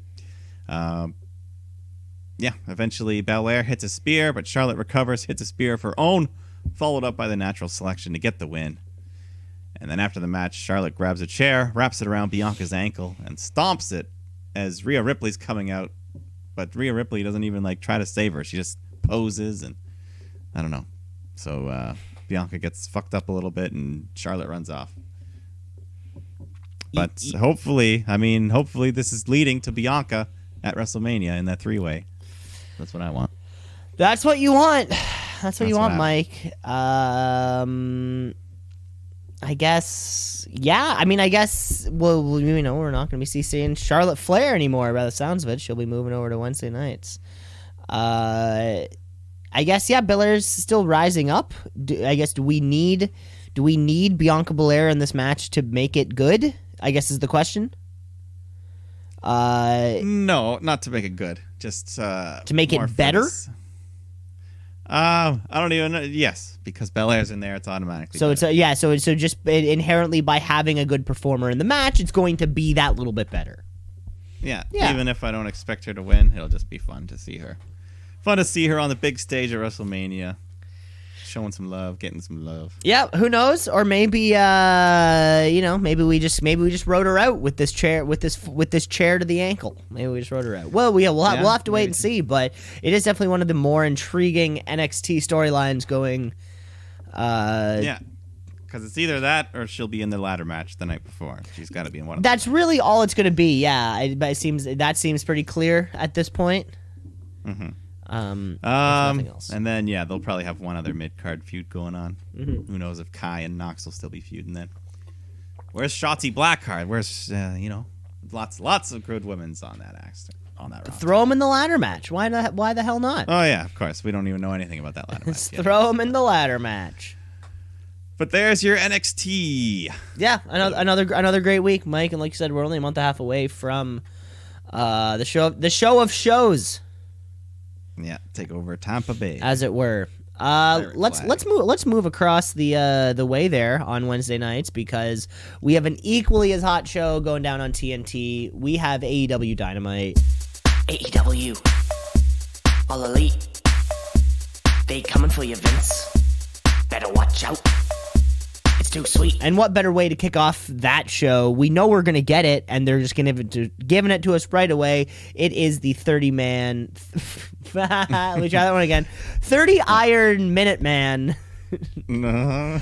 The 30-minute Iron Man match. Pac Omega 3. And yeah, we're just going to start... We just kick off the show immediately. Yeah, you don't want to put it at the end and risk running out of time or anything like that. Mm-hmm. But yeah, first ever Iron Man match in the company. Very good. And of course, the Young Bucks are there at ringside for Kenny, but no Paige. Just great back and forth. Pac hits an avalanche, brainbuster, but didn't get only got a 2 count. Yeah, that was big. That was a big. That was huge. That was huge. That was huge. Lots of head landing. Kenny hits his Tiger Classic Driver 98. head landing. Lots of big kickouts. Eventually Kenny V-triggers. He's going for that one-winged angel. He climbs up the second rope like we're going to see it off there, but we don't get that. Pac counters. So eventually they're fighting. They're going outside, and then Pac just grabs a chair, nails Kenny with it, causing a DQ. So nearly 16 minutes in, we have our first fall. Kenny's up 1-0. But and fun fact, this was the first ever DQ of any sort in AEW history. No. Yes, my sources are not wrong. AC Dirt's telling you this kind of info? My sources. Anyway, first DQ ever of any sort. So 1-0. No. Yes. I mean, like, And, I don't not believe you. Yeah. I just find it hard to believe. I guess that's all it is. Yeah. They've done good. They've kept it clean. Yeah, they really have. And, they really have. Nothing screwy. I mean, WWE does 3 DQ finishes a week. Yeah. You can set your fucking clock to it. Part of the rules for this Iron Man match is that after every fall, the clock pauses for 30 seconds. And I like that they explained it briefly. He did say, Yeah. like, to catch your breath. I'm like, that's what makes sense. That makes sense. I mean, it's like, boxing between rounds. You get a little... Why not? The break. So Pac takes advantage of this time break, nails Kenny again in the head with the corner of the chair. And then shortly after, he hits a black arrow, gets the pinfall to tie it up at 1. So he's sacrificed that point to get the advantage, and he's in control for the next part of the match. He hits a Falcon Arrow off the apron to the floor. Painful looking spot. Mm-hmm. And then eventually they're back in the ring. Pac kicks Omega, and he falls into the referee, taking him out. So Pac grabs a table, puts Kenny on it, hits a shooting star press off the top rope, through the table, on the floor. Crazy shit. The referee starts a 10 count, but both wrestlers make it back in time. Pac goes for another black arrow. Omega gets the knees up, hits the V-trigger, Uranagi. Pac kicks out. I think Aubrey Edwards came out at one point to replace the fallen ref. Yep, she comes out and everyone starts chanting Aubrey. I'm sure you caught that too. Yeah, we all love her. Yeah, everyone does. Everyone does. And then Pac, Omega's going for that one-winged angel. Pac reverses it. Poison Rana locks in the blue brutalizer. We're under 2 minutes left now. They're fighting. They're in the middle of the ring. Pac's got the brutalizer in. 30 seconds left, but Kenny hangs on. The 30 minutes are up. We're tied 1-1 still. So Pac is pissed off. But then Justin Roberts gets on the microphone and says this match will continue under sudden death rules. And then shortly into that, Kenny hits a V-trigger, some more knees, and he finally hits that one-winged angel to get the win. So after a fantastic match. After a pay-per-view quality main event. 30+ minutes. Just... Yeah, this could have killed it on any wrestling show out there. Yeah, anytime, anywhere. Anytime, anywhere on the planet. Were there no commercial breaks this whole time? Or was it one at the end-ish? There wasn't. I mean, the footage I was watching had no commercials. Well, not even the picture. Well, yeah. So they would have gone picture in picture. Okay, that's what I was pretty sure. I couldn't quite remember. Good on them too. Good on Tony Khan, the execs at AEW, explaining to TNT that hey, a commercial break really kind of kills this. Just because the big spots aren't going to happen during there. Of course, we know when they go to commercial break, They save the big spots for when everybody's going to be watching. Good on them for just kind of making that message clear, and good on TNT for, I mean, if that's the way that it presumably might have happened, good on TNT for agreeing. Okay, well, we won't have a commercial for 30 minutes, and we'll somehow, you guys will somehow make it up to us later. I don't know. Yeah, good on everyone in that match. Then poor Pac afterwards, though. Poor Pac. Yeah, he's a bastard. He's the bastard. Yeah. And he's pissed off. So Tony interviews him afterwards, but then Orange Cassidy comes out, and he takes his shades off, but then Pac sucker punches him. So it looks like we are getting our first ever Orange Cassidy singles feud. Pac, and what better person to do it than Pac? Yeah, they do later announce that match will take place at Revolution. Oh, Pac versus my OC. God! Why are they giving? They're giving it to us too early. That's what. Well, that's just the start. It's just the start. But let's go on here. Tag action: Santana, Ortiz, and Sammy Guevara, 3-on-3, taking on Jurassic Express. Just a good, fun 6-man tag match. You know, always Sammy is. Guevara. Always is with the Luchasaurus and the rest of Jurassic Express. You know, I was almost gonna say Lucha. You almost said. I was gonna say Lucha House Party maybe. You saved it. You saved it. But Sammy Guevara, at one point, he grabs that loaded sock behind the ref's back, but then Darby Allin shows up, takes it away from him. Jungle Boy hits Sammy with the Hurricane Rana for the win. Remember what I was just saying the other week of when the other faces don't come out and protect people? Darby Allin's crushed it 2 weeks in a row now of coming in and helping out. Because Darby Allin is the only person back there in that locker room that sees some of this shit happening. I was like, wait, this isn't right. I need to maybe do something about this. Is it fair? I feel like Dustin wants Dustin. Dustin. The 45-year-old man. He's always he's always going to be there for his family, of course. Yeah. So they had that hat. Next. Best friends taking on Butcher and Blade. This match, it was all right. At one point, the ring is cleared, so the Bunny and Orange Cassidy, they get in the ring face to face. Orange Cassidy goes to put his hands in his pockets, but the Bunny grabs his arms and then steals his shades and puts them on. And then she goes to kick him in the balls, but he grabs her foot, spins her around, and then steals her bunny ears and puts them on. So brilliant. Huge pop. Huge pop. Love this silly play. We all love it. And then shortly after he hits a suicide dive, everyone gets back in the ring. Best friends hit the strong 0 to win. So Butcher and Blade continue to lose. They haven't. I was just gonna say because they looked great in that battle royal they had last week. Yeah. But it is funny to see them lose just to the best friends right afterwards. I feel like they haven't had any win. Yeah, they've been a bit on and off, but it is tough, right? To some people have to lose. It's a stacked tag division. It is a huge tag division, so yeah. But love the Orange Cassidy stuff. Always fun. Always is.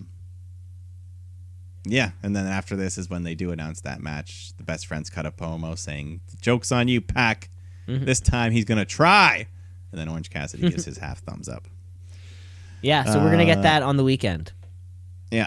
Perfect. Let's go Fatal 4-Way women's action here. Yuka Sakazaki taking on Big Swole, taking on Shanna, I forget. And Hikaru Shida. In this match, it was all right. Nothing too special, but Hikaru Shida hits a big running knee and then pins Big Swole to get the win. Just action, just crisp, Yeah. crisp, fun action. Throw all the women into a match, let them shine for a little bit, and that's fine. Yeah, it was fine. Then we go backstage. JR in his little puffy hunting vest. I don't know what it was. Yep, he was wearing something interesting. I'll give him that. Yeah, but he's here for some serious interview. Because we all know the tension that's been going on between Adam Page, Kenny Omega, and the Bucks. Or more specifically, Page and the three of them, or the Bucks. So, they're chatting. They all start bickering. And then the Bucks start just saying something, like they made Page he was just a jobber in Ring of Honor. And this is they're cutting deep. So Page says this title's the first big accomplishment in his career. And the first chance you get, you want to take it away. And they kind of just leaves all pissed off, drinking his beer. So the tension is real. The tension is real, especially because we're getting that match this weekend, right? Because Yes, tomorrow night. Yeah. Tomorrow night. Oh my God. Tomorrow night. I know, believe it. I can't believe it. Yeah, I mean, it seems like the Bucks are the dicks in this one. Like, just calling Paige a jobber and bringing up this shit. Yeah, anytime somebody pulls the "I made you" thing, that sounds like a shady thing to say. Because I don't think, I think as the Bucks can travel together, but I think Kenny is the better. We can't turn Kenny. Yeah. The Bucks can stick together and be okay and they can turn whenever they want. But Kenny's too important right now to. Yeah, like him and Cody and Moxley are the top baby faces of the company. Exactly. Yeah, but it'll be fun. It'll be the dynamic is there for a very good story of this match. Yeah, fingers crossed. Fingers crossed. Yeah. But let's go to the main event here. It's main event time. The official heavyweight championship title bout weigh-in with Mr. Moxley and Mr. Jericho. And of course, they treated this like a real boxing type of fight. The Inner Circle, they've all got their matching team jumpsuits on, and we got the scale out there. So Moxley's up first, 234 pounds. Jericho's up next, and the crowd starts chanting, "Let your gut out." It's kind of funny. But he's just stalling. He doesn't get on the scale. So him and Moxley go face to face, and Mox headbutts him. And this was a real headbutt there because he was busted open pretty quickly. He got him. Yeah, that was my first thought. Like, oh, geez, who gave Chris Jericho the blade? Yeah, no, they looked legit to me. Yeah. But so he busts him with his head. Inner Circle jumps in. They're all fighting. Everyone's pounding on each other. Then this is where the hero Dustin comes out, like I was saying earlier. And I guess because Hager was there. So him and Hager start brawling into the crowd, into the concourse as JR pleads, "Not the Dippin' Dots!" They were fighting. He was really upset about those. He was Dippin' upset Dots, about the Dippin' Dots. which I haven't seen. I remember when they came to Canada. It was hot for a while, and then they just disappeared. Yeah, there's one in the I mall. guess they're still going. There was. I used to love that shit. Yeah. But, back in the ring, Darby Allin, again, the hero, comes out to help, but Sammy nails him, and then they take his skateboard and break it over his head. Because Darby Allin is a man of the people. Yeah, he's a vigilante. He's a vigilante out there. Yeah. So it ends up, after all this chaos, it comes down to Moxley and Jericho. They're brawling, and Sammy low blows Moxley. Jericho hits him with a Judas effect. And then Jericho hits a paradigm shift onto the scale to close the show. He stands tall. Stands tall to close the show. Eek. Great main event. Like you said, it was set up like a fight. It made it feel like there was a little more at stake. It also kind of set up this, this Hager Dustin thing we are going to get. And just the constant Chris Jericho of not wanting to like step on the scale. Like we were never gonna get that. we were never gonna get to hear Chris Jericho's weight, which it's all just fun. Is the eye patch gonna come off for tomorrow or I don't know. It's good question. Or is that I think that's good. Maybe that'll be the big angle, right? Halfway through the match, he removes the eye patch to reveal that he's okay. Yeah, that could be the big reveal. And that was the Wednesday Night War and AEW Dynamites. But let's just shift over right to this pay-per-view that we have coming up tomorrow. Revolution. Cool name, isn't it, Mike? Yes, because it is the rare once in 4 years that we fall on the 29th of February. That's a good point. It's a leap year. I never thought of that. It's the leap year. Leap day, leap year. It's very exciting. So, Mike, how about why don't you book this card for us here? What do we got? All right. So, evidently, we do have one pre-show match here. SoCal Uncensored taking on the Dark Order. So, they've been teasing that tension. Is this the night Christopher Daniels finally does something? I don't know. Yeah, we don't know. The Dark Order wants him. And there's a leader behind the Dark Order also. Yeah. Maybe this exalted one. Is it Christopher Daniels? We don't even know. We don't know. We'll see. But probably won't be revealed on the pre-show. Probably won't reveal on the pre-show. Dark Order walks home with the win. Yeah, probably. All right. This match we just talked about. Very excited that it's added. Pac taking on Orange Cassidy in his first singles match, first pay-per-view match. Maybe his first win. I doubt it, but Probably not his first win, but it will give the AEW world who loves seeing Orange Cassidy as a person. Maybe get to see him wrestle a little bit. Pac's probably one of those dudes who can get a great match out of anybody. So why the hell not? yeah. Crowd's gonna be super hot. They're gonna be so happy to see hot, Orange and Cassidy. I think Pac, Neville, whatever this man's real name is, I think he genuinely loves getting booed. Yeah, he looks. You like think he would have done something about his character or just the way he looks if he didn't like getting booed and hated? Yeah, I think he really likes being the bastard. He loves being the the bastard, and getting a win over Orange Cassidy is what Good a heat. bastard Good would heat. exactly do. Yeah, and, be cheap, hit him with a chair after the match, do some real shit. Who knows? Yeah. Let's go to the Women's World Championship match. What about Nyla Rose. loser drinks orange juice? Sure. After brushing their teeth. Right after, they have to brush their teeth, and then that'd be terrible. So Nyla Rose is defending her newly won championship against Chris Statlander, the top woman of the division. Yeah, should be a fun match. Could be a fun match. No, should be a fun match, Mike. Nyla Rose isn't going to lose this though. Not yet. Not but yet. Statlander's a future champion, so why not let him have a match right now? Yeah, it'll be fun. Of course, it will be. Yeah, just like this next match, Darby Allin taking on Sammy Guevara. Two strong staples of the mid card.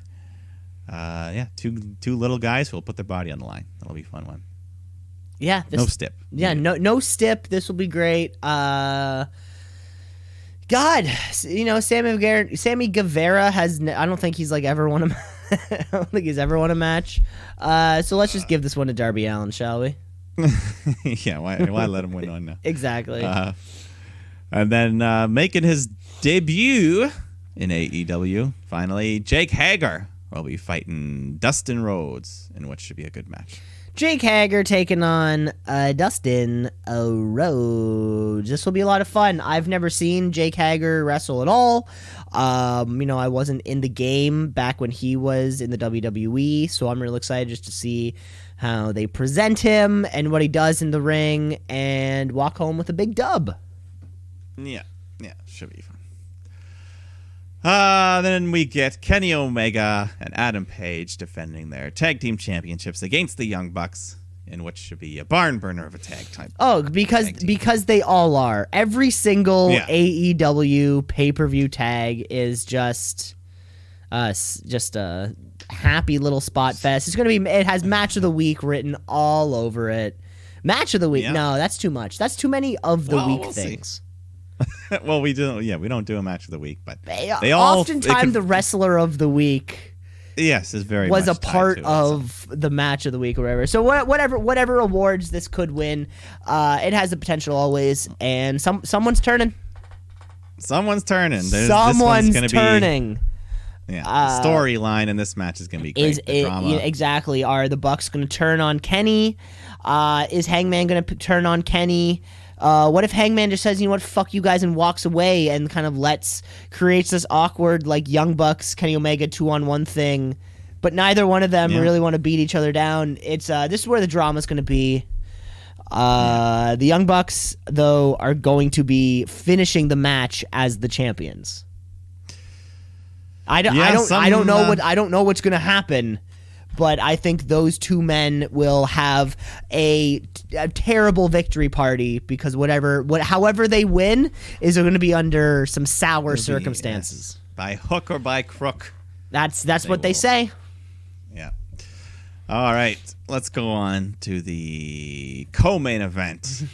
Another huge storyline that has been building for months here because Cody is finally going to get his hands on MJF.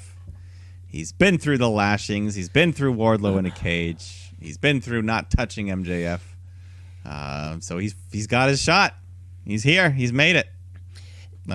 Should be an excellent match. It should be an excellent match. This has been built in that same Classic way that previous Cody matches have been built, because there will be people on both sidelines. Wardlow will be on the sideline. Arn Anderson, Brandy Rhodes going to be on the sideline. People are going to get kicked out. Something's going to happen. We might even get we might get lights out, lights on. Could get a lights out, lights on type situation. We don't know what's going to happen. Yeah. And both these guys need to win. I think too. Yeah, I feel like MJF might schmaz his way into a win here, and I think is Cody so hot that like a loss on a pay-per-view would not affect him? Is he that hot? Yeah, he can handle it, and since he can't go for the title anyways right now, he can't go for the title right now. Anyways, MJF is still undefeated on pay-per-views. He's 6-1. Overall, so he can do just fine with a win. That way, it would have meant like all of this was for something. Of course, Cody overcoming the odds. He can play that and do it so well. And I mean, he's already just getting here. He already overcame, and the crowd already loves him. Of course, yeah. I see MJF walking home with this win, but not without putting out a big fight. Yeah, and someone's getting bloody. Someone's getting red. I don't know who it's going to be. Someone's going to be red. Probably Cody. Cody. But we might see some blood in this main event as well, because we got Chris Jericho, Le Champion, defending against Jon Moxley, the Mox Man. This one will be another solid match. I'm sure Inner Circle members will be trying to fuck around on the outside. Who knows? Are there any stips in this match? There are no stips. Announced. Interesting. But I could see. I don't know. Maybe. Yeah, I think Jericho's going to win the match, but maybe he does some greasy shit, which leads to a stip for the follow up. A follow up stip. Yeah. Yeah, because it would seem. I mean, and just like you mentioned earlier about there hasn't been a single, or this was the first DQ finish that just happened. Like, I don't see them ending this in a DQ way. No. Excuse me. Especially like after all that's being built, DQ would feel bad. And Moxley's first loss would be huge. Well, either of these guys' first loss. This one could really go either way. Yeah, it's gonna be a fun one to watch, just to see how they book their way out of it. Because this was the first main event feud. Or for the belt rather, right? I think last time what? Oh no, Cody and Chris. Well, yeah, Cody and Jericho. Jericho Page were the first match. All right, but yeah, this one's been like prolonged. Yeah. Yeah, I don't. Yeah, okay. I get you get what I'm trying to say, or whatever. Yeah, this feels like the first big thing that AEW's done. Just feels like it. Yeah. God. When the Mox Man wins that thing, it's gonna be huge. But I don't think it's tonight, or tomorrow. I don't think it's then. Yeah. Excuse me. Yeah. Yeah, I don't think they're going to do it yet either. It's too bad. But his time will come. His time will come. We all know. Not now. But there you have it, folks. That was our Revolution preview. So let's hope let's get those results in, because the pay-per-view's coming up next week. It's almost time to finish off our show. Let's just finish it off with our respective wrestlers of the week. It's the wrestler of the week. Wrestler of the week, of the week, of the week. The wrestler of the week, of the week, of the week. Wrestler of the week, of the week, of the week. The wrestler of the week. A bunch of shows. We went to Saudi. Mike, who you got? Well, this week, basing it on the in-ring, as we had some excellent wrestling. And, of course, the best match of all was Kenny Omega taking on Pac. And I had to pick one, so I'll go with Kenny Omega. He was the victor. Kenny Omega. Wrestler of the week. Kenny Omega. Mike, you won't believe this. For 2 weeks in a row, you and I have the exact same wrestler of the week. Of course, unanimous. You know, Yes. of course, it happened with Cody last week. And that's about it. This is the first time that Kenny Omega has received the unanimous honor. So there you have it. All right. With another incredible week. And that was another great week of the Street Brothers Wrestling Podcast. Remember to rate, review, like, and subscribe to the show. We're everywhere, baby. And we're popping out 2 shows a week these days. We're back. Super shows. We're doing a super show. We're super showdowns. Every single week, so you're going to want to stay tuned until we have our next show when we got to cover said aforementioned pay-per-view. So join us back next week, won't you folks? Dig it!